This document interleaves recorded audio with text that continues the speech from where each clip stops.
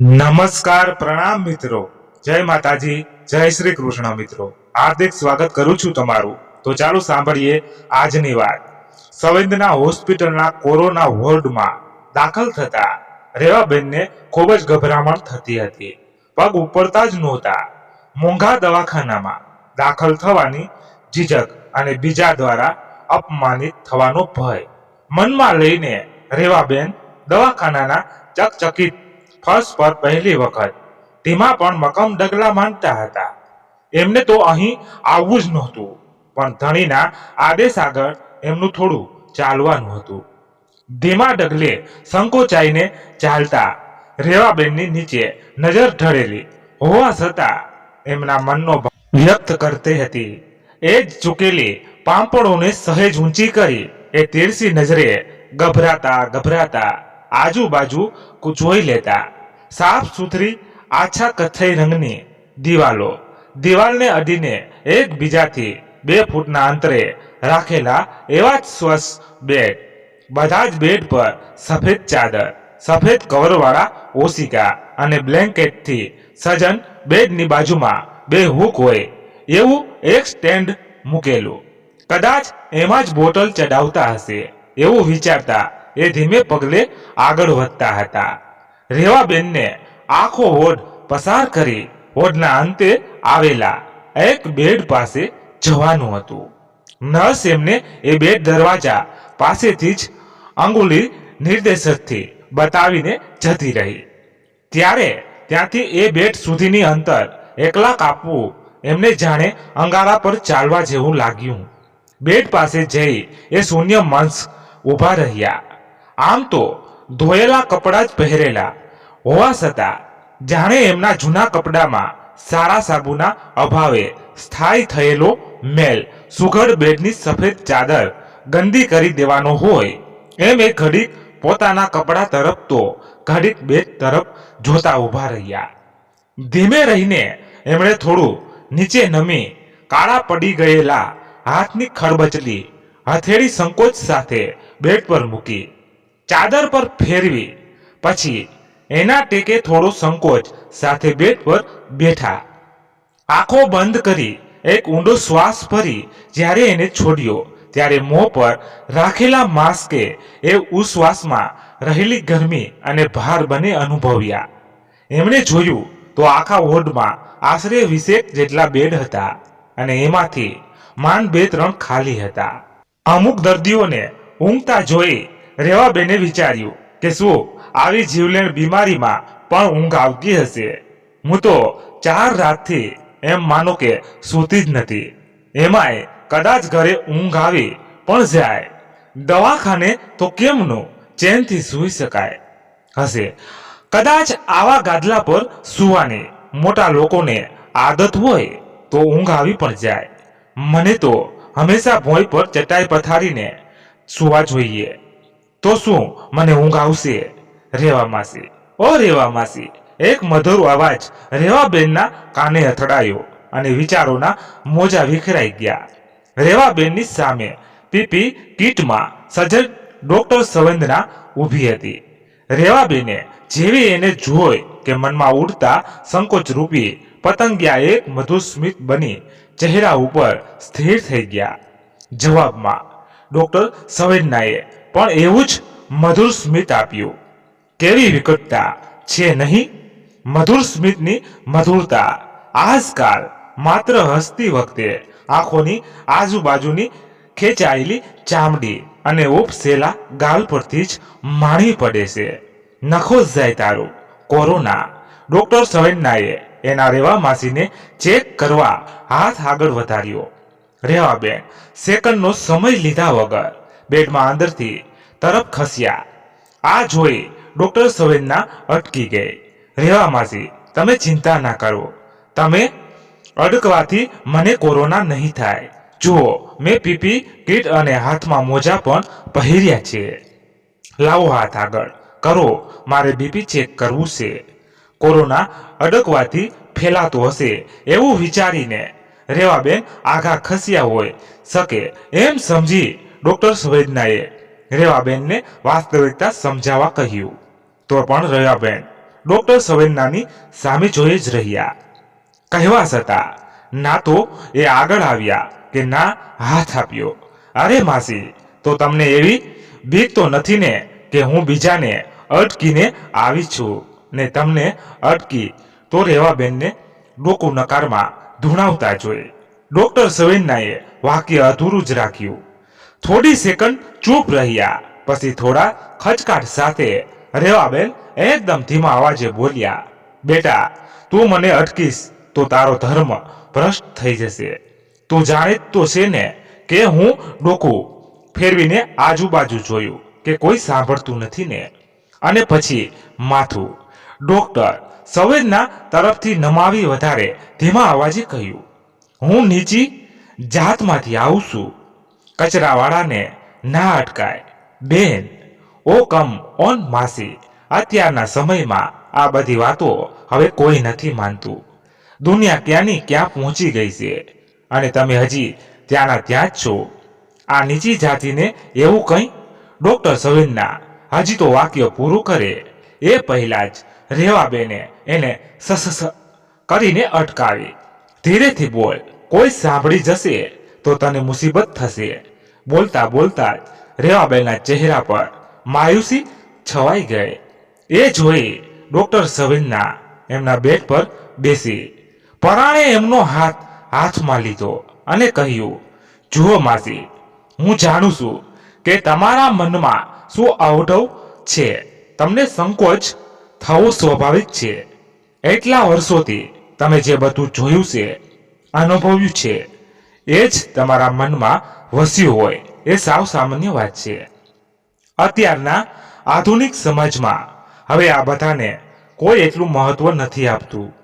અસ્પૃશ્યતા એક ઇતિહાસ છે. તમે સંકોચ ના રાખો. પણ અહીં બધા પણ કંઈ નહીં. જેટલા દિવસ તમે અહીં છો એટલા દિવસ તમારે મનમાં આ વાત ફરી લાવવાની નથી. સમજ્યા? અમારા ઘર અને રહેઠાણ તો ચોખ્ખા કરી જાણું છો, પણ કાશ તમને તિરસ્કારતી સમાજની એ ગંદી નજર પણ સાફ કરી શકતા. બોલતા બોલતા જ ડોક્ટર સવેન્નાએ રેવાબેનનો જમણો હાથ પકડ્યો. એક બાજુ બીપી મપાતું ગયું અને બીજી તરફ એ એમને સમજાવતી ગઈ, હું એક ડોક્ટર છું. મારા માટે મારા બધા દર્દીઓ એક સમાન છે. પછી એ મહેલ જેવા આલિશાન ઘરમાં રહેતા હોય કે ફૂટપાથ પર ઝૂંપડી બાંધીને, ડોક્ટરની પહેલી જવાબદારી દર્દીને સાજા કરવાની છે, નહીં કે એ જોવાની કે એ કઈ કષ્ટમાંથી આવે છે. એમાંય તમને તો હું મારા બાળપણથી જોતી આવું છું. રોજ બધાના ઘરનો ગંદો કચરો લઈને પણ તમે હંમેશા બધાને સ્મિત જ આપી છે. કોઈ તમને હળતૂત કરે તો પણ તમે સામે જવાબ આપવાના બદલે ઉદાસ દિલ રાખી કામ કર્યું છે. રેવાબેન અનિમેષ નજરે ડોક્ટર સવેન્ના તરફ જોઈ રહ્યા હતા. મને જ્યારે તમારા હસબન્ડે કહ્યું કે તમને 2-3 દિવસથી તાવ આવે છે અને અશક્તિ છે, તો મને થયું કે તમને કોરોના થયો હશે. મેં જ મારી લેબમાં માણસને મોકલી તમારો ટેસ્ટ કરાવડાવ્યો. એ તો કહેતા હતા કે તમને સરકારી દવાખાને ભરતી કરશે. હા તો બેન, આવી મોંઘી હોસ્પિટલના બિલ અમને કેમ ના પોસાય? જેવું હોય એવું, પણ અમારે તો સરકારી દવાખાને જ જવું પડે અને અમે ત્યાંથી સાજા પણ થઈએ છીએ. કાલે જ પેલી મંગુનો ભાઈ સાજો થઈને પાછો આવ્યો છે. હા, ત્યાં પણ પ્રોપર ટ્રીટમેન્ટ, મારો મતલબ કે ત્યાં પણ વ્યવસ્થિત સારવાર જ મળે છે. પણ મારે તમને બેસ્ટ સારવાર આપવી હતી. નાનપણથી તમને ઓળખું છું. આવા સમયે પણ જો હું રૂપિયા જોયા કરું તો મારા ભણતરનો શું અર્થ? તમારી જાત ઘસીને તમે મને જે સ્વસ્થ વાતાવરણ આપ્યું છે એનું ઋણ ચૂકવવાનો અવસર મળે તો ઝડપી લેવો જોઈએ કે નહીં? રેવાબેનનું એક પછી એક બીપીથી લઈને ટેમ્પરેચર સુધી બધું મપાતું હતું અને સાથે સાથે ડોક્ટર સવેન્નાએ એમની સાથે દિલ ખોલીને વાતો પણ કરી. તું સાચા અર્થમાં મહાન છે દીકરા. કહી રેવાબેને ડોક્ટર સંવેદનાને આશીર્વાદ આપવા દૂરથી જ હાથ ઊંચો કર્યા. ડોક્ટર સંવેદનાએ પોતાના હાથથી એમના એ બંને હાથ પોતાના માથે અટકાવ્યા અને કહ્યું, વડીલોના આશીર્વાદથી જ તો હું સફળ ડોક્ટર તરીકે નામના મેળવી શકી છું. એક માનવી તરીકે અને એક ડોક્ટર તરીકે હું તમને બીજા લોકો જેટલું જ સન્માન અને બીજા જેવો જ દરજ્જો આપું છું. આખા વાર્તાલાપ દરમિયાન ડોક્ટર સંવેદનાના હોઠો પર સતત સ્મિત રહ્યું હતું. કદાચ એ સ્મિત જ દર્દીઓને જલ્દી સાજા કરવામાં રામબાણ સારવાર બનતું હશે. ચાલો હવે હું બીજા દર્દીઓને તપાસી લઉં, તમે આરામ કરો, કહી ડોક્ટર સંવેદના ઊભી થઈ અને ચાલવા લાગી. અચાનક કંઈક યાદ આવતા એ અટકી પાછળ ફરીને રેવાબેનને ઉદ્દેશી કહ્યું, રેવા માસી, મારે થોડા બીજા ટેસ્ટ કરવા છે, એટલે થોડા સમય પછી એક માણસ તમારું લોહી લેવા આવશે. નર્સ આવીને તમને સમયે સમયે જમવાનું અને દવાઓ આપી જશે. હું ફરી સાંજે આવીશ. એ દરમિયાન કોઈ કામ હોય તો નર્સને કહેજો અથવા નર્સને મને બોલાવવા મોકલજો, હું આવી જઈશ. જવાબમાં રેવાબેને એક સ્મિત આપ્યું અને ડોક્ટર સંવેદના એ જ હસમુખા અને પ્રેમાળ સ્વભાવ સાથે બીજા દર્દીઓને તપાસવા વ્યસ્ત થઈ ગઈ. હેલો, મી મોહન. યસ મેમ, મી મોહન. તમારે અત્યારે બેડ નંબર 12 પર જે લેડી છે એના અમુક ટેસ્ટ કરવાના છે. તમે મારી કેબિનમાં આવો એટલે હું તમને ક્યાં ક્યાં ટેસ્ટ લેવાના છે એ સમજાવી દઉં. યસ મેમ, 10 મિનિટમાં ત્યાં પહોંચું છું. ફોનનું રિસીવર મૂકી ડોક્ટર સંવેદના બે ઘડી ફોનને શૂન્ય મનસ જોઈ રહી, જાણે કે કોઈ ઊંડા વિચારોમાં ગરકાવ થઈ ગયું ના હોય. પેથોલોજી લેબના લેબ ટેકનિશિયન મિસ્ટર મોહને કેબિનમાં આવવાની પરવાનગી માંગી. ત્યારે ડોક્ટર સંવેદના વિચારોની તંત્રમાંથી બહાર આવી. મિસ્ટર મોહને ટેસ્ટ ડિટેક્ટ કરતી હતી ત્યારે જ એની કેબિનમાં સિસ્ટર રોજી પ્રવેશ્યા. સિસ્ટર રોજી આ હોસ્પિટલની સૌથી જૂની અને ડોક્ટર સંવેદનાની વિશ્વાસુ નર્સ. આમ તો આ હોસ્પિટલને માંડ 5-1 વર્ષ થયા હશે, પણ ડોક્ટર સંવેદનાનું કામ આ હોસ્પિટલને નામ અને મોભો અપાવવામાં સફળ રહ્યું. ઓછા સમયમાં જ શહેરની નામાંકિત હોસ્પિટલની સૂચિમાં આવીને આ હોસ્પિટલે સફળતામાં નવા શિખરો પ્રાપ્ત કર્યા હતા. મિસ્ટર મોહને બધા સૂચનો આપ્યા પછી જ્યારે જવાનો આદેશ આપ્યો ત્યારે ડોક્ટર સંવેદનાની નજર રોજી પર પડી. જેવો મિસ્ટર મોહન ગયો કે ડોક્ટરે સિસ્ટર રોજીને પૂછ્યું, કેમ સ્તનબંધ થઈને ઊભા છો? શું થયું? તમે જે આ ટેસ્ટ લખાવ્યા એ બધાની એવું જ પૂછવું છે ને કે કોરોનાને ડિટેક્ટ કરવામાં તો આ બધાની જરૂર નથી પડતી, તો કેમ કરાવ્યા? હા, આ બધા ટેસ્ટ તો બોલતા બોલતા જ એ અટકી ગઈ. તમે સાચું જ સમજ્યા સિસ્ટર રોજી. આ બધા ટેસ્ટ ઓપરેશન માટે જરૂરી છે, પણ એમનું ઓપરેશન કેમ? શાનું?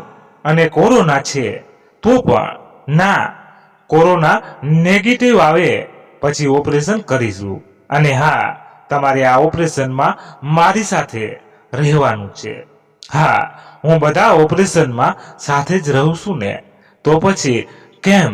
મને આમ ખાસ ભાર આપીને કહ્યું. ડોક્ટર સંવેદનાએ કેબિનનો દરવાજો બંધ કર્યો. સિસ્ટર રોજીની પાસે જઈને ધીમેથી કહ્યું, સિસ્ટર નેગેટિવ આવ્યા પછી એમનું કિડનીનું ઓપરેશન છે. સિસ્ટર રોજી વર્ષોથી આ વ્યવસાયમાં છે. આખી જિંદગી એમણે આ અનેક હોસ્પિટલમાં કાઢી હતી. જે રીતે ડોક્ટર સંવેદનાએ એમની નજીક જઈને વાત કરી એ સિસ્ટરને થોડું અજીબ લાગ્યું. એમના અનુભવી મને તરત ગણિત માંડી લીધું. ડોક્ટર આગળ કંઈ કહે એ પહેલા એમણે સામેથી પૂછ્યું, એમને આ વાતની ખબર છે કે એમનું ઓપરેશન થવાનું છે? સિસ્ટર રોજી, શું કરો છો? દિવાલોના પણ કાન હોય છે, ધીરેથી બોલો. એમને ખબર હોય કે હું એમની કિડની લેવાની છું તો શું એ અહીં દાખલ થાય અને કહીને ઓપરેશન કરું તો શું એ મને એમની કિડની કાઢવા દે? સિસ્ટર રોજી કાંઈ પણ બોલ્યા વગર ડોક્ટર સવેન્નાને સંવેદનહીન થતા જોઈ રહ્યા. ડોક્ટર સવેન્નાએ અચરજ ભરી નજરથી જોઈ રહેલા સિસ્ટર રોજીને જાણે કે કરંટ લાગ્યો હોય એમ સ્તનબંધ થઈને ઊભા હતા. આખરે એમણે મૌન તોડ્યું અને ડોક્ટર સવેન્નાને પૂછ્યું, ડોક્ટર, આજ સુધી તમે કોઈ દિવસ એવું કૃત્ય કર્યું નથી. 5 વર્ષમાં એક પણ વખત તમે કોઈ પણ દર્દીને જાણ બહાર એનું નાનું સરખું ડ્રેસિંગ પણ નથી કર્યું કે ના કોઈ એવી આડી અવડી દવા આપી. તો આજે આવું કેમ? શું જે આજ સુધી નથી થયું એ હવેથી ના થઈ શકે? શું તમને એવું લાગે છે કે હું ડોક્ટર સાવ ધીમો અવાજ કરીને ઉમેર્યું, અંગોના વેપારમાં જોડાઈશું? તમે જે રીતે વર્તન કર્યું એ પરથી તો સિસ્ટર રોજીએ વાક્ય અધૂરું જ રાખ્યું. આ આખી વાતમાં તમારે પડવાની કોઈ જરૂર નથી. તમે મને માત્ર એટલું કહો કે કોઈ પણ કારણસર હું એમનું ખાનગીમાં ઓપરેશન કરવાની હોઉં તો શું તમે મને સાથ આપશો કે નહીં? જો હું સાથ આપવાની ના પાડું તો સિસ્ટર રોજીએ સામે સવાલ કર્યો. તો સિસ્ટર રોજી, વધારે કશું નહીં. મારી પાસે એ બધા કારનામાઓના સબૂતો છે જે તમને મુશ્કેલીમાં મૂકી શકે છે. એકાદું નામ મને યાદ છે, જેમ કે ફ્યુઝન મેડિસિન, ઝોચલ, ઇડિયસમ મેડમ. એના બદલામાં મને શું મળશે? ડોક્ટર સવેન્નાએ વિચાર્યું નહોતું કે સિસ્ટર રોજી આટલી જલ્દી રકમની વાત કરશે. સાચું કહું તો એણે મનમાં કોઈ રકમ પણ વિચારી નહોતી. એણે 2 ઘડી વિચાર કર્યો અને કહ્યું, મારું કામ પતી જાય એટલે મને જે મળશે એના 20% તમારા. એ પછી આ આખી વાત અને આપણો વ્યવહાર બધું જ ભૂલી જવાનું. બોલો, મંજૂર છે? જી મેડમ, મંજૂર છે. હવે આ કેસમાં હું તમે કહેશો એમ જ કરીશ. સિસ્ટર રોજીએ પોતાની આખી જિંદગી આ જ વ્યવસાયમાં વ્યતીત કરી હતી. એમણે કેટલાય હોસ્પિટલમાં કામ કર્યું હોવાથી કાયમ નિપુણ હતા. એટલું જ નહીં, એ મહેનતુ પણ હતા. જવાનીથી લઈ અત્યાર સુધીની આ સફરમાં એમણે ઘણા એવા કામ કર્યા હતા. આમ તો સિસ્ટર રોજી ઘાટના પાણી પીધેલી સ્ત્રી હતી.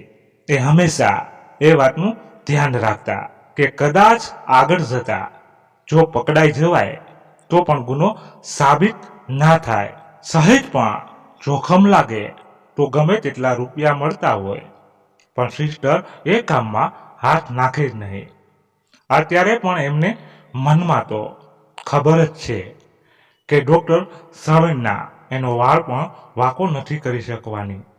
છતાં એમને ડરવાનો અભિનય ચાલુ રાખ્યો. ડોક્ટર સવેન્ના એ સિસ્ટર રોજીને આખો પ્લાન સમજાવ્યો. એણે રચેલા પ્લાન પ્રમાણે રેવાબેનને કોરોના નેગેટિવ આવે પછી એમનું ઓપરેશન કરી કિડની કાઢી લેવાનું નક્કી થયું. છેલ્લે સુધી રેવાબેન અને એના પરિવારને ભયમાં રાખવાના. અત્યારે કોણ કોરોનાથી ભયભીત નથી? એવા જ ભય હેઠળ રેવાબેન અને એમનો પરિવાર દબાશે. એ દબાણ એટલું હશે કે એ બીજું કશું વિચારવા સમર્થ જ નહીં હોય. આમે એમને ડોક્ટર સવેન્ના પર ખૂબ ભરોસો છે, જેનો એ ફાયદો ઉઠાવશે. જો ડોક્ટર સવેન્ના સિસ્ટર રોજીને બધું ઝીણવટથી સમજાવ્યું તેમજ એમને રેવાબેનની કાળજી રાખવાનું કામ સોંપાયું. સિસ્ટર રોજી દવાઓ લઈને રેવાબેન પાસે ગયા. રેવાબેનના બેડ પાસે જઈએ એ 2 ઘડી ઊભા રહ્યા. રેવાબેને પીપી કિટમાં સજજ સિસ્ટરને સ્મિત આપ્યું. રેવાબેનને સિસ્ટરની માત્ર આંખો જ દેખાતી હતી. સિસ્ટરની એ ઝાંખો રેવાબેનને જોયા કરતી હતી, જાણે કે કશું યાદ કરવાનો પ્રયત્ન ના કરતી હોય. વિચારોમાં ગરકાવ સિસ્ટરે યંત્રવંત રેખાબેનને દવાઓ આપી. રેવાબેનને એમનો વર્તાવ વિચિત્ર લાગ્યો, પણ નજરઅંદાજ કરી દવા લઈ સૂઈ ગયા. સિસ્ટર રોજી એમની જગ્યા પર ગયા. જગ્યા પર પહોંચીને પણ એ ખોવાયેલા જ રહ્યા. એમને જોઈને લાગતું હતું કે એ જાણે કશું યાદ કરવાનો પ્રયત્ન કરી રહ્યા હોય. એમના કપાળની રેખાઓ તંગ હતી. મગજ પર ઘણું જોર કર્યું, પણ કંઈ યાદ ના આવતા એ કામમાં પોરાવાઈ ગયા. થોડી ક્ષણો પછી ફરીથી એમને રેવાબેન પાસે જવાનું થયું. આ વખતે પણ એનો વ્યવહાર પહેલા જેવો જ હતો. એ જોઈ રેવાબેને પૂછી જ લીધું, સિસ્ટર, તમે મારી પાસે આવો ત્યારે મને આમ ઝીણી આંખો કરીને શું જોયા કરો છો? થોડી વાર ચૂપ રહ્યા પછી સિસ્ટર રોજી બોલ્યા, ખબર નહીં, પણ મેં તમને કશે જોયા હોય એવું લાગ્યું. ત્યાંની યાદ કરવાનો પ્રયત્ન કરું છું, પણ યાદ જ નથી આવતું. પણ હું તો આ દવાખાને પહેલી વખત જ આવી છું. તો કોઈ બીજા દવાખાને તમે દાખલ થયા હશો અને મેં તમને ત્યાં જોયા હોય. ના બેન, ભગવાનની દયાથી મારે ક્યારેય દવાખાને રહેવાની જરૂર નથી પડી. આ પહેલી વખત જ આવવું પડ્યું, અને તે પણ જુઓ તો કેવી હાલતમાં. બંનેમાંથી કોઈ આગળ કંઈ ના બોલ્યા, અને સિસ્ટર એમનું કામ પતાવીને જતા રહ્યા. સોમાભાઈ, આપણા રેવા માસીની તબિયત દિવસે ને દિવસે બગડતી જાય છે. મારાથી શક્ય બધી જ સારવાર હું કરું જ છું, પણ તમે જાણો જ છો કે આ બીમારી કેવી છે. ખેર, આજે અમે એમને આઈસીયુમાં ખસેડીશું. તમે ચિંતા ના કરો, હું એમનું પૂરતું ધ્યાન રાખશું. પણ બેન, એનું તો બહુ ભાડું થાય. મારી પાસે એવા રૂપિયા નથી, અને શું રહેવાની તબિયત એટલી બધી બગડી ગઈ છે.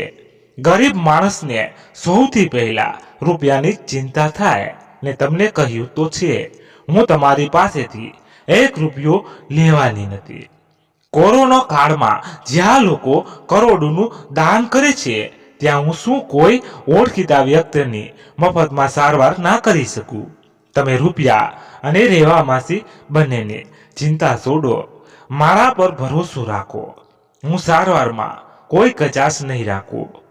ડોક્ટરની દાનતથી અંજાન એવા સોમાભાઈ ડોક્ટર સવૈનાનો રેવાબેનનું ધ્યાન રાખવા અને સારવાર આપવા બદલ આભાર વ્યક્ત કર્યો.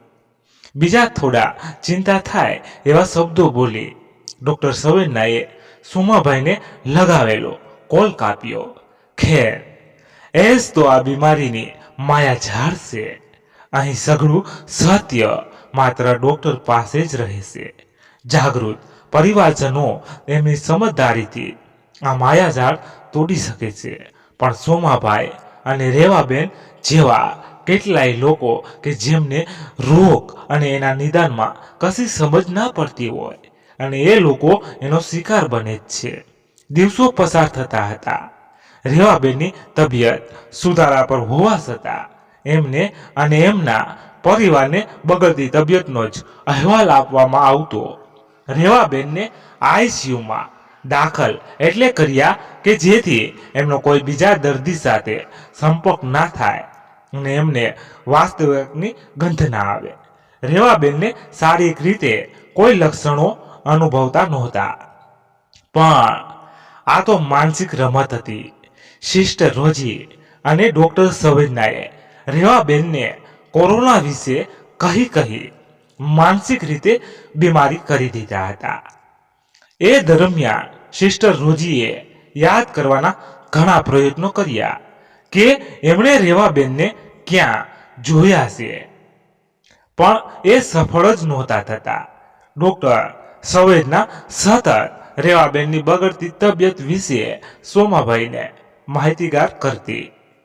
રેવાબેનને ઊંઘની ગોળીઓ આપવામાં આવતી, જેની અસર હેઠળ એને મોટા ભાગે તંદ્રા અવસ્થાઓમાં જ રહેતા.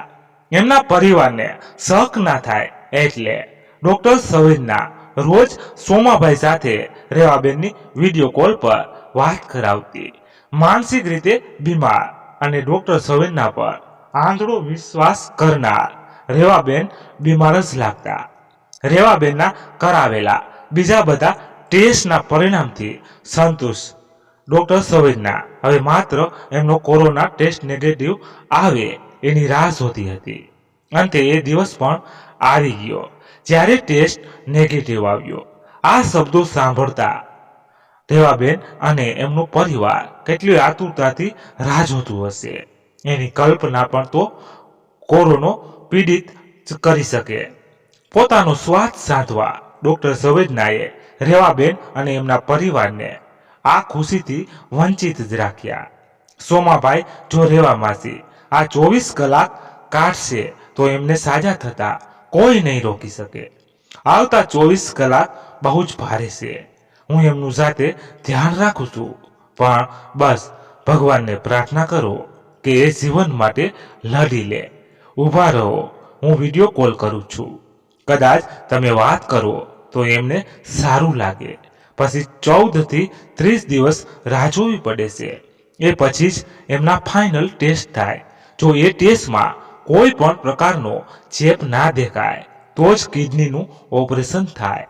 ડોક્ટર સવેન્નાએ રાહ પણ જોઈ લીધી હતી અને ટેસ્ટના પરિણામ પણ સારા આવ્યા હતા. છેવટે રેવાબેનના ઓપરેશનનો દિવસ જ આવી ગયો.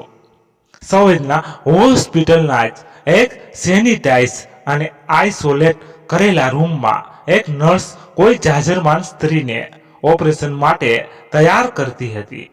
રેવાબેનના ઓપરેશનનો સમય થઈ ગયો. ઓપરેશન દરમિયાન પણ સિસ્ટર રોજીનો રેવાબેનની ઓળખાણ કરવાનો પ્રયત્ન ચાલુ જ હતો. ડોક્ટર સવેન્નાએ સફળતાપૂર્વક ઓપરેશન કરી રેવાબેનની કિડની કાઢી લીધી. ઓપરેશન પત્યા પછી સિસ્ટર રોજીને બેભાન રેવાબેન સાથે સ્પેશિયલ રૂમમાં મોકલવામાં આવ્યા.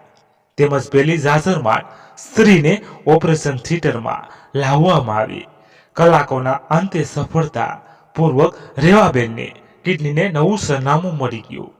ડોક્ટર સવેન્નાના ચહેરા પર જે ખુશી હતી એ અવર્ણનીય હતી. એ જ સમયે રેવાબેનનું બધું કામ પતાવીને સિસ્ટર રોજી ઓપરેશન થિયેટરમાં પાછા આવ્યા. એ સ્ત્રીને સેનિટાઈઝ કરવાનું કામ સિસ્ટર રોજીને આપી ડોક્ટર સવેન્ના પોતાના હાથ ધોવા જતા હતા કે એમને સિસ્ટર રોજીના હાથમાંથી પડેલા સાધનોનો અવાજ સાંભળ્યો. ડોક્ટર સવેન્ના એમની પાસે ગઈ. એમની સાથે પ્રશ્ન ભાવે જોયું. સિસ્ટર રોજીના મુખ ઉપર ખુશી અને મૂંઝવણના મિશ્ર ભાવ છવાયેલા હતા. ઓ જીસસ, મહિનાઓથી યાદ કરતી હતી. એ ફાઇનલ યાદ આવ્યું. ડોક્ટર, મને યાદ આવી ગયું કે હું રેવાબેનને ક્યાં અને કેવી રીતે ઓળખું છું. પણ શું સિસ્ટર, આમને જોઈને રેવાબેનને ક્યાં જોયા હતા એ કેવી રીતે યાદ આવ્યું? ડોક્ટર સવેન્નાએ પેલી સ્ત્રી તરફ આંગળી ચીંધી સવાલ કર્યો. એ સવાલના જવાબમાં સિસ્ટરે એમને સામે સવાલ કર્યો, તમે આ સ્ત્રીને કેવી રીતે ઓળખો છો?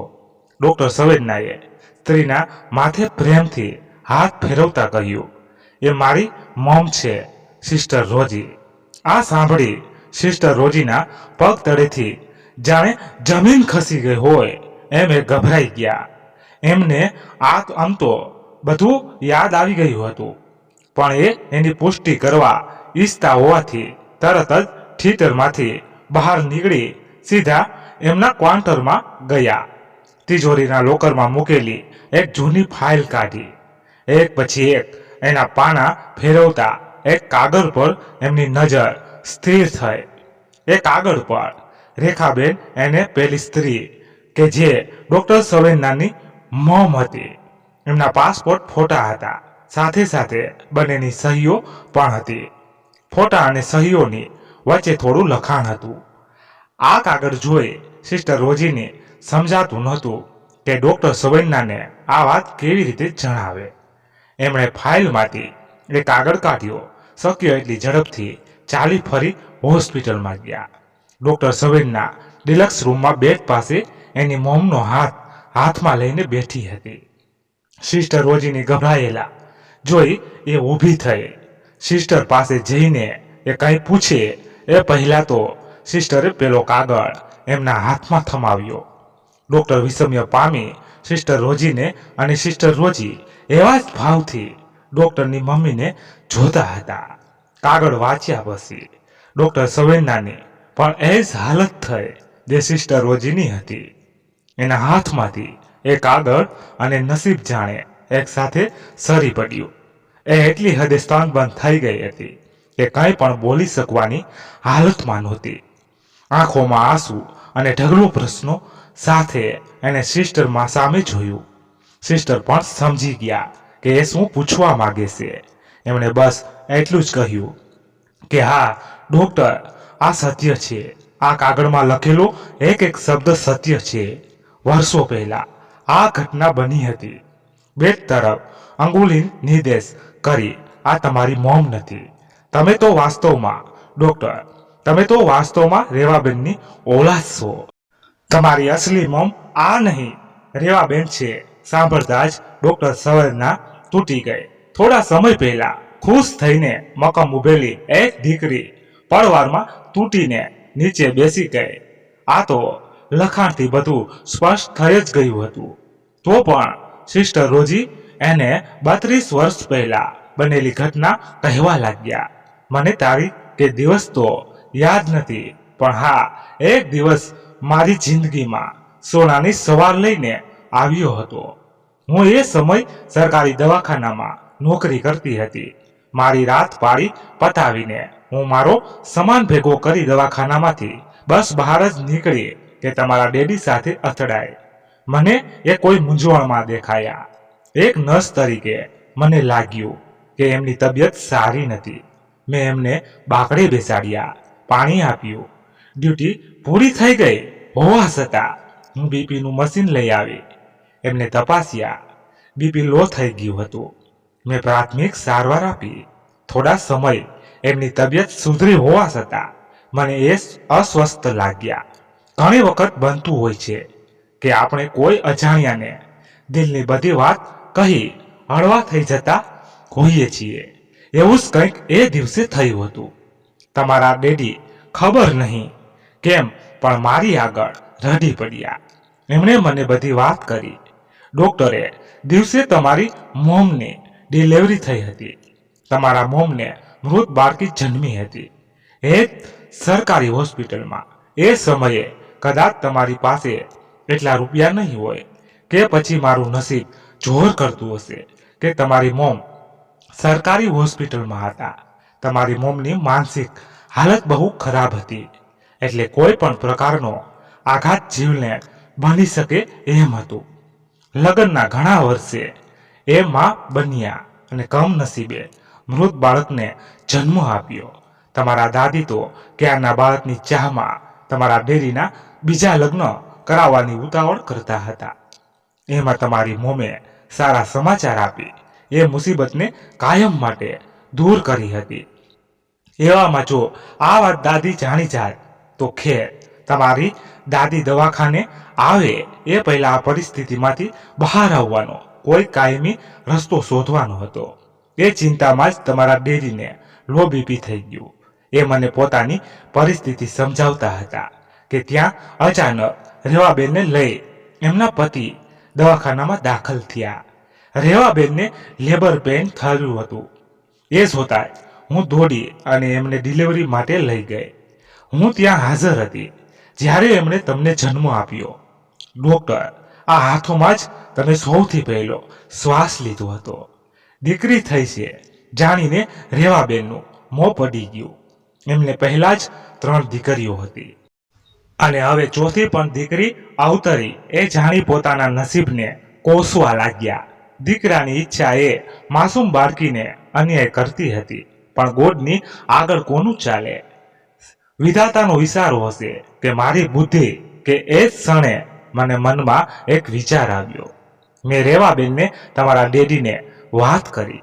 રેવાબેન એક વધુ બાળકી સાંભળી શકે એમ નહોતા અને તમારી મા બાળક વગર. મેં એમને સમજાવ્યું કે એ તમારી સારી પરવરિશ તો નહીં જ કરી શકે, તેમજ આગળ જતા એમની જેમ તમારે પણ ઘરોના કચરા જ સાફ કરવા પડશે. એના કરતા ત્યાં જશે તો એનું જીવન સુધરી જશે. મારી કહેલી બધી વાત એમના મગજમાં બેસી ગઈ. એ જ સમયે પતિને જણાવ્યા વગર એમણે તમને તમારી આ મોમને આપવાનું નક્કી કર્યું. પછી તો શું, મેં ફટાફટ આ વાત તમારા ડેડીને સમજાવી. પહેલા એ એક નીચી જાતની બાળકીને અપનાવવા તૈયાર ના થયા. એ સમય જ એવો હતો કે ત્યારે આ બધું ઘણું મહત્વ ધરાવતું.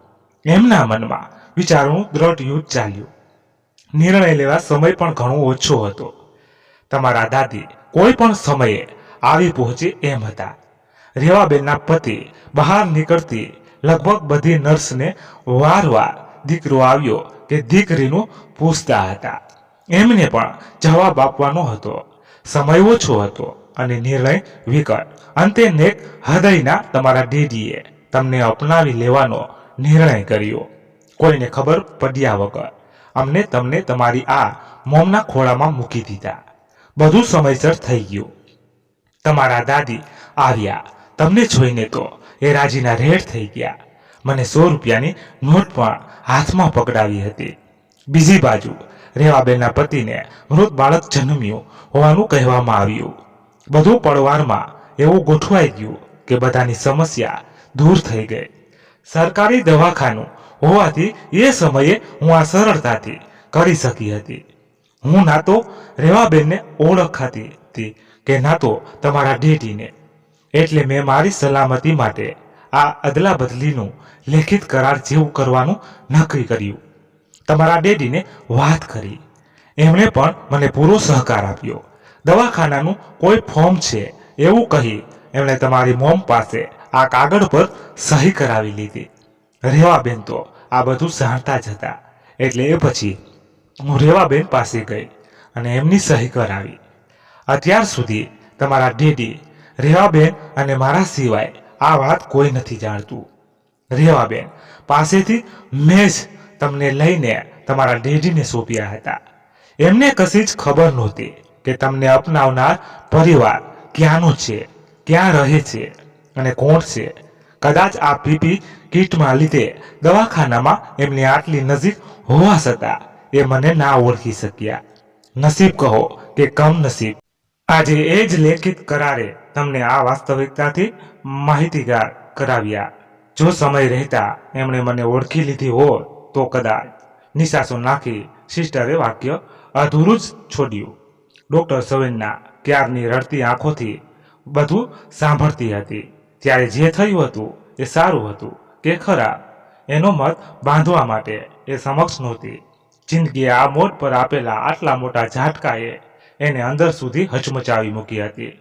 રડતા રડતા જ એણે સિસ્ટરને પૂછ્યું કે તો શું એ સમયે રેવા માસીએ, આઈ મીન મારી અસલી માએ મને વેચી દીધી હતી?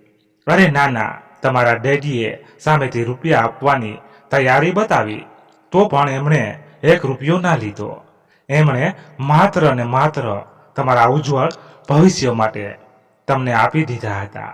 વર્ષો પછી જ્યારે તમારા પગલે તમારા ઘરમાં લક્ષ્મી આવી ત્યારે સામેથી તમારા ડેડીએ મને 20,000 રૂપિયા આપ્યા હતા. બોલતા જ સિસ્ટર રોજીની આંખમાં પણ જળજળિયા આવી ગયા. થોડી ક્ષણો માટે રૂમમાં શાંતિ પથરાઈ ગઈ. સિસ્ટર રોજીએ આંસુ લૂછતા કહ્યું, ડોક્ટર, ઇતિહાસનું આજે પુનરાવર્તન થયું. ફરી આજે એ જ માએ તમારી માની જિંદગી બચાવી. અને સિસ્ટર રોજી વાક્ય પૂરું કરે એ પહેલા જાણે અચાનક કશું યાદ આવ્યું હોય એમ ડોક્ટર સંવેદના રૂમમાંથી બહાર તરફ ભાગી. ભાગતા ભાગતા જ એણે કોઈને ફોન લગાવ્યો. સામેથી કોઈ ફોન ઉપાડતું નહોતું. તેમ છતાં એ વારવાર એકનો એક જ નંબર લગાવી દોડતી હતી. એની દોડ પેલા રૂમ આગળ આવીને પૂરી થઈ જ્યાં ઓપરેશન પછી રેવાબેનને રાખવામાં આવ્યા હતા. એને રૂમનો દરવાજો ખોલ્યો. પોતાનો ઇતિહાસ જાણવામાં એ રેવાબેનને વિસરી ગઈ હતી. એને ધ્યાન જ ના રહ્યું કે સૌથી પહેલા તો રેવાબેનના રૂમમાં જવું જોઈએ. અચાનક જ એ વાત યાદ આવતા જ એ સફાળી દોડી હતી. પણ અહીં વાવતા એને મોડું થઈ ગયું. એને જે વાતનો ડર હતો એ જ ઘટિત થયું. રૂમ ખાલી હતો. એ ત્યાં જ દરવાજે ફસડાઈ પડી. એને અચાનક આમ દોડતા જોઈ સિસ્ટર રોજી પણ એની પાછળ ત્યાં આવ્યા હતા. ઉંમરના લીધે એમણે ત્યાં આવતા સમય લાગ્યો. એ જ્યારે ત્યાં પહોંચ્યા ત્યારે ડૉક્ટર સવેન્નાને પોક મૂકીને રડતી જોઈ. એ એની પાસે ગયા. એને સાંત્વના આપતા જ હતા કે એમની નજર એ રૂમના ખાલી બેડ પર ગઈ. અહીં તો રેવાબેન હતા ને, હું જ તો રેવાબેનને અહીં. ડૉક્ટર રેવાબેન ક્યાં ગયા? ડૉક્ટર સવેન્ના પોતાના મનોમન એટલું બધું કોસતી હતી કે એ કેમ અહીં વહેલી ના આવી. જો આવી હોત તો રેવાબેનને કહી શકત કે એમની દીકરી છે. એનું હૃદય રડતું હતું, એનો આત્મા વિચલિત હતી. એવી માનસિક સ્થિતિમાં એનું ધ્યાન સિસ્ટરે પૂછેલા સવાલો પર ક્યાંથી હોય. એને કંઈ પણ કરીને જે થવા જઈ રહ્યું હતું એને રોકવું હતું, પણ કેવી રીતે એ જ સમજાતું નહોતું. શું થયું ડૉક્ટર? તમે કેમ આમ રડો છો? સિસ્ટરે ફરી એનો એ જ સવાલ પૂછ્યો. પ્રતિક્રિયાના સ્થાને માત્ર ડૉક્ટરના રુદનનો અવાજ જ સંભળાયો. સિસ્ટર ડૉક્ટર સવેન્નાને ઝંઝેડી હોશમાં લાવવાનો પ્રયાસ કર્યો. ડૉક્ટર સવેન્ના હજી પણ એ ખાલી બેડ સામે જોઈને મોટેથી રડતી હતી. સિસ્ટરે એને બાવડીથી પકડી ઊભી કરી. પોતાના ખંભાના ટેકે એને બેડ સુધી લઈ ગયા. ડૉક્ટર સવેન્ના માતા યંત્રવત સિસ્ટર દોરવે એમ દોરવાતી હતી. ત્યાં શું થઈ રહ્યું હતું અને સાથે કોણ છે એ કોઈ વાતની એને ખબર નહોતી રહી. સિસ્ટર એને બેડ પાસે લઈ ગયા. ઓશિકાના ટેકે બેસાડી પાણી આપ્યું. એને પાણીના ગ્લાસ માટે હાથ તો લંબાવ્યો, પણ એ એવો જ ને એવો જ રાખી વધારે મોટેથી રુદન કરવા લાગી. શું થયું છે એ સમજમાં સિસ્ટરને ડૉક્ટર સવેન્ના સાથે વાત કરવી ખૂબ જરૂરી હતું. એનાથી પણ વધારે જરૂરી એને આ આઘાતમાંથી બહાર લાવવાનું હતું. એ વિચારતા જ હતા કે શું કરવું જોઈએ. એટલામાં ડૉક્ટરના ફોનની રિંગ વાગી. ક્યારના જે નંબર પર ફોન કરતા હતા એ જ નંબર સ્ક્રીન પર જોઈ એમણે રડવાનું બંધ કર્યું. આંસુ લૂસ્યા અને સ્વસ્થ થઈ એક પળનો વિલંબ કર્યા વગર ફોન ઉપાડી લીધો. હેલો. હા મેડમ, બોલો. તમે મને ફોન કર્યો હતો? સામેથી કોઈ પુરુષનો અવાજ આવ્યો. સંજય, મેં તને જેમને લઈ જવાનું કહ્યું હતું તું એમને લઈ ગયો? ના જવાબથી આશા સાથે ડૉક્ટર સવેન્નાએ વોર્ડ બોય સંજયને પૂછ્યું. હા મેડમજી, મેં એમની બોડીને એમ્બ્યુલન્સમાં જાતે જ નાખી છે. જવાબ સાંભળી એના હાથમાંથી ફોન પડી ગયો. સિસ્ટર સામે જોઈ કહ્યું, હું મારી માની ખૂની છું. સિસ્ટર પોલીસને બોલાવો, મેં એમનું ખૂન કર્યું છે. સિસ્ટર રોજીને સમજતા વાર ના લાગી કે ડૉક્ટર શું કહી રહી હતી. ડૉક્ટર શાંત થાઓ, આપણે કોઈ રસ્તો કાઢીશું, પણ તમે આવું પગલું કેમ લીધું? કારણ કે સિસ્ટર ડૉક્ટર સવેન્નાના ડુસકાઓમાં એમના શબ્દો પણ જાણે પલળતા હોય એમ તૂટક આવતા હતા. કારણ કે હું એ ઓપરેશનનો કોઈ સબૂત, કોઈ પુરાવો રાખવા માંગતી નહોતી, અને એટલા માટે મેં એમને બેહોશીની હાલતમાં કેનનું બીજું ઇન્જેક્શન આપી કોરોના સંક્રમિત બીજી લાશો સાથે ફરી ડુસકાઓએ સામ્રાજ્ય જૂટવી લીધું. સિસ્ટર તમે પોલીસને બોલાવો. મારે મારા આ અપકૃત્ય માટે સજા તો ભોગવવી જ જોઈએ. તમે જલ્દી પોલીસને બોલાવો. ડૉક્ટર તમે શાંત થાઓ. જે થવાનું હતું એ તો થઈ ગયું. ભલે તમે મોઢા પડ્યા, પણ મારા મતે આપણી પાસે હજી સમય છે. આપણે પ્રયત્ન કરીશું તો રેવાબેનને જરૂરથી બચાવી લઈશું. સિસ્ટરની વાતો સાંભળી ડૉક્ટર સવેન્નાના મુખ ઉપર એક નવી આશાની ચમક આવી. નિરાશામાં ભારનું વજન જાણે થોડું ઓછું થઈ ગયું. એને પોતાના આંસુ લૂસ્યા. એણે સિસ્ટર રોજી સામે જોયું અને પૂછ્યું, તમે સાચું કહો છો ને? આપણે એમને બચાવી લઈશું ને? હા, પણ આપણી પાસે સમય બહુ જ ઓછો છે. સૌથી પહેલાં તો તમે સંજયને ફોન કરીને એમને કંઈ એમ્બ્યુલન્સમાં મોકલ્યા છે એ જાણી લો. એ જાણ્યા પછી ડૉક્ટરને કોઈને ફોન લગાવતા જોઈ સિસ્ટર બોલતા બોલતા અટકી ગયા. હેલો સંજય, તું મને ફટાફટ કહે કે તે પેલા બહેનને કઈ એમ્બ્યુલન્સમાં રવાના કર્યા. એના ડ્રાઈવર કે એનો નંબર કશું પણ યાદ હોય તો જલ્દી, એકદમ જલ્દી મને કહે. બહુ જ અર્જન્ટ છે. કશીક માહિતી તો મળી જ જશે એવું વિચારી એકી શ્વાસે ડૉક્ટર સવેન્નાએ સંજયને ઘણા બધા સવાલો પૂછી લીધા. મેડમ, અહીં ઘણી બધી એમ્બ્યુલન્સ આવે છે, એટલે એ યાદ રાખવું તો અઘરું છે કે એમને કોની એમ્બ્યુલન્સમાં નાખ્યા. તને એટલું પણ ધ્યાન નથી હોતું.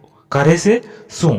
આખો દિવસ અકળાઈને થોડા ઊંચા અવાજે એ સંજય પર તાડુકી. ઓ મેડમ, અહીં આવીને જુઓ કેટલું કામ હોય છે. જેટલા કામ એનાથી વધારે તો ઉતાવળ હોય છે. હવે જો આ બધી વિગતો લેવા બેસું તો ક્યારે પહોંચી શકું? સિસ્ટર, ડૉક્ટર સવેન્નાને શાંત રહી એની સાથે પ્રેમથી વાત કરવાનો ઈશારો કર્યો. ડૉક્ટર સવેન્નાએ પણ ધ્યાન કર્યું કે સંજય સિવાય કોઈની પાસેથી કોઈ માહિતી નહીં મળી શકે. જો મારે એમને બચાવવા હોય તો પ્રેમથી જ વાત કરવી પડશે. સોરી સંજય, પ્લીઝ તું યાદ કરવાનો પ્રયત્ન તો કર. કંઈક એવું હોય જેનાથી એમ્બ્યુલન્સ વિશે જાણકારી મળી શકે. કોઈ નિશાની, કોઈ નામ, કશું પણ. પ્લીઝ સંજય, કોઈના જીવન મરણનો સવાલ છે. થોડી મહેનત કર અને યાદ કર. મેં પણ સોરી મેડમ, મને કશું યાદ નથી આવતું કઈ સંજયે ફોન મૂકી દીધો. નાની આશાની જ્યોત પણ જાણે ઓલવાઈ ગઈ હોય એમ ડૉક્ટર સવેન્ના માથે હાથ મૂકી બેસી ગઈ. સિસ્ટર, પણ આ સિવાય બીજો કોઈ માર્ગ હોય કે જેથી જાણી શકાય કે રેવાબેન અત્યારે ક્યાં હશે? એના વિચારમાં હતા. અત્યારે બધા રસ્તા જાણે બંધ દેખાયા. એટલામાં સંજયનો ફોન આવ્યો. ડૉક્ટર સવેન્નાએ એક જ રિંગમાં ફોન ઉપાડી લીધો. મેડમ, એ જલારામ ટ્રસ્ટની એમ્બ્યુલન્સમાં છે. આજે ગુરુવાર છે અને મેં જલારામ નામને પગે લાગ્યું હતું એટલે યાદ આવ્યું. આનાથી વધારે કશું યાદ નથી. ઓ સંજય, તને ખબર નથી તે મને કેટલી મોટી મદદ કરી છે. હવે એ પણ કહી દે કે અહીંથી એ એમ્બ્યુલન્સ ક્યાં ગઈ હશે, કયા વિસ્તારના સ્મશાને જાય છે. ઉત્સાહમાં આવીને ડૉક્ટર સવેન્ના પોતાના રૂમ તરફ ચાલતા ચાલતા વાતો કરતી હતી. કેબિન પાસે પહોંચી એણે કારની ચાવી હાથમાં લીધી. ત્યાં જ સંજયનો અવાજ સંભળાયો. મેડમ, એવું કશી નક્કી નથી હોતું. કોઈ પણ સ્મશાનમાં જ્યાં વેઇટિંગ ઓછું હોય ત્યાં લઈ જવામાં આવે છે. જ્યાં જુઓ ત્યાં લાશના ઢગલા છે. જો વેઇટિંગ વધારે હોય તો ત્યાંથી તરત બીજા સ્મશાને પણ લઈ જવાતું હોય છે. હવે આગળ શું કહું કહી ફોન કપાઈ ગયો. ડૉક્ટરે હાથમાં લીધેલી ચાવી એમને એમ જ હાથમાં રહી ગઈ. ફરી જાણે એવું લાગ્યું કે નસીબ આડેનું પાંદડું હતું અને બીજું પાંદડું આવી ગયું. સિસ્ટર રોજી આવ્યા ત્યારે ડૉક્ટર માથે હાથ દઈને બેઠા હતા. સિસ્ટરે ડૉક્ટરને નિરાશા છોડી ઊભા થઈ અલગ અલગ સ્મશાને શોધવા જવાની સલાહ આપી. બંને ડૉક્ટર સવેન્નાની કારમાં બેસી એક પછી એક અલગ અલગ સ્મશાને ફરવા લાગ્યા. પ્રથમ બંને સ્મશાનેથી નિરાશા સાંપડી. એ લોકો જ્યારે ત્રીજા સ્મશાને પહોંચ્યા ત્યારે ત્યાં જલારામ ટ્રસ્ટની એમ્બ્યુલન્સ ઊભેલી જ હતી. એ જોઈ બંનેમાં ફરી નવી ઉર્જાનો સંચાર થઈ ગયો. ડૉક્ટર દોડતી એ એમ્બ્યુલન્સ પાસે પહોંચી એણે મનોમન ભગવાનનો પાડ માન્યો. જેવો એણે એમ્બ્યુલન્સનો દરવાજો ખોલ્યો કે એના પગ નીચેથી જમીન સરકી ગઈ. એમ્બ્યુલન્સ સાવ ખાલી હતી. ડ્રાઈવરને પૂછતા ખબર પડી કે થોડીક વાર પહેલા બધી લાશોને ઇલેક્ટ્રિક ચિતામાં બાળવા માટે મોકલવામાં આવી હતી. ડૉક્ટર સવેન્ના પાગલની માફક એ તરફ ભાગી. હાંફતી હાંફતી જ્યારે એ ત્યાં પહોંચી ત્યારે છેલ્લી લાશ ચિતામાં બળતી હતી. હાથમાં આવેલી છેલ્લી તક પણ સરી પડતી જોઈ ડોક્ટર સવેન્ના સાવ ભાંગી ગઈ. આજે કેવો જોગ હશે કે એવા સંજોગ જ ના બન્યા કે એક દીકરી એની જન્મદાતાને બચાવી શકે. ત્યાં જ નીચે બેસી એણે મોટેથી ચીસ પાડી. આટલી લાચારી આજ પહેલા એણે ક્યારેય નહોતી અનુભવી. એની આત્મા આજે જાણે ચીરાઈ ગઈ હતી. રડવું હતું પણ રુદન અંદર જ જાણે ભરાઈ ગયું હતું. એટલામાં એના ફોનમાં રિંગ વાગી. એક પછી એક કેટલી રિંગ શરૂ થઈ અને બંધ થઈ. ફરી એકવાર રિંગ વાગતા ડોક્ટર સવૈનાએ ગુસ્સામાં ફોન હાથમાં લીધો અને એનો સટ્ટો ઘા કરવા જતી હતી કે સ્ક્રીન પર નામ વાંચ્યું, સોમાભાઈ. સોમાભાઈનું નામ જોતાની સાથે એક સાથે એના મગજમાં સોમાભાઈના શબ્દો ગુંજવા લાગ્યા અને એ ફસડાઈ પડી. હું તમારો જેટલો પાળ માનું એટલો ઓછો છે. મિત્રો, કહાની પૂરી થઈ. તમને કેવી લાગી તે કોમેન્ટમાં કહેજો. પસંદ આવી હોય તો લાઈક કરો અને આગળ તમારા મિત્રોને શેર કરો. ધન્યવાદ. ફરી મળીએ નવી વાર્તા સાથે. ત્યાં સુધી બધા મસ્ત રહો, તંદુરસ્ત રહો. જય માતાજી, જય દ્વારકાધીશ. હર હર મહાદેવ, મહાદેવ, મહાદેવ. જય શ્રી રામ, જય બજરંગ બલી. તો મિત્રો, આ એક આખી વાર્તા કાલ્પનિક છે. તો તમને કેવી લાગી અવશ્ય કોમેન્ટ બોક્સમાં કહેજો. કોઈ જીવન સાથે સત્ય સાથે નથી લેવા દેવા.